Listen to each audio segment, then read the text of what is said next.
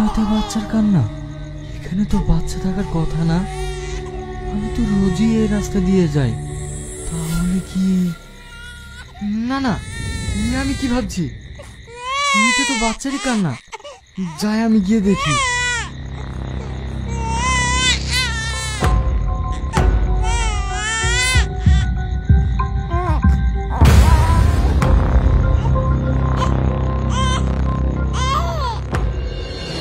জঙ্গলের ভিতরে এত সুন্দর বাচ্চা। আমি যদি এখন এই বাচ্চাটাকে এখানে রেখে যাই, এটা তো শিয়াল কুকুরে ছিঁড়ে খাবে। না না, এটা আমি হতে দিতে পারবো না। যাই, একে আমি বাড়ি নিয়ে যাই।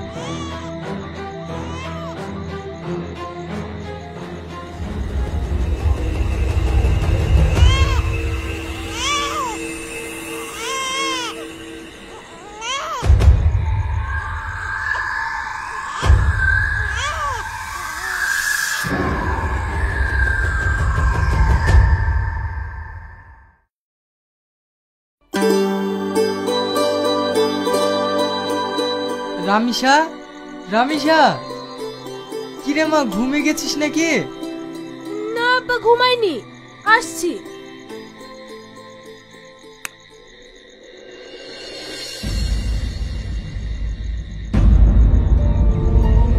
আব্বা, তোমার কোলে বাচ্চা? এই বাচ্চা তুমি কোথায় পেলে? সব বলবো, একে তুই কোলে নে। আব্বা, একে আমরা মানুষ করবো কি করে?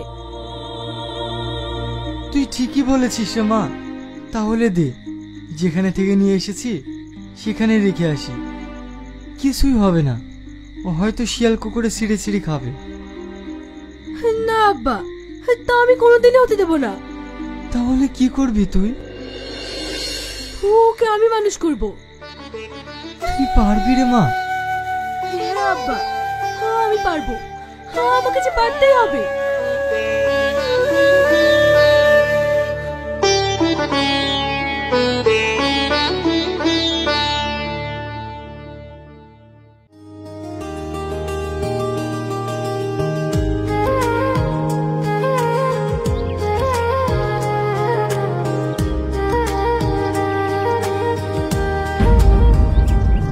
এই রামিসা, এই বাচ্চা কার রে? কি রে, কথা বলছিস না যে? বাচ্চা? এটা আমার বাচ্চা। তোর বাচ্চা মানে? তোর তো এখনো বিয়ে হয়নি। তার মানে তুই? সাবনি, সালমা, শোন, আমার কথাটা শোন।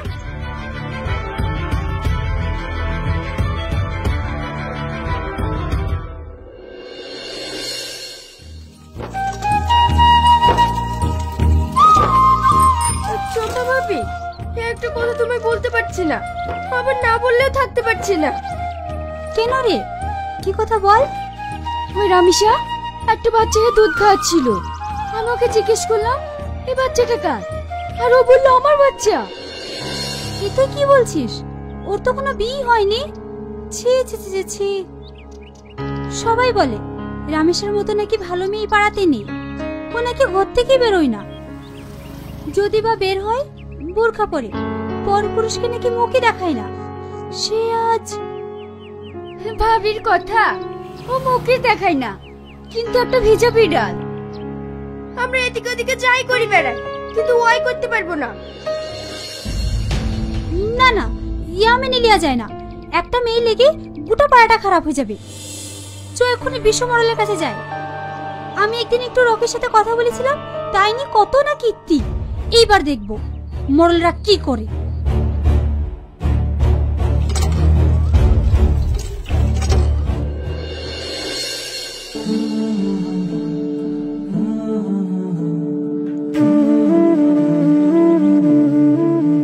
বাবু শুনে, কই আমার দাদু ভাই? দেখি দেখি আমার দাদু ভাই কি করছে। আব্বা, তোমাকে বলিনি বাবুর লেগে একটা জামা আনতে? লে মা, তোর ছেলেকে পড়া, দেখ কত সুন্দর লাগবে। ভালো তো লাগবেই কাঠুরি।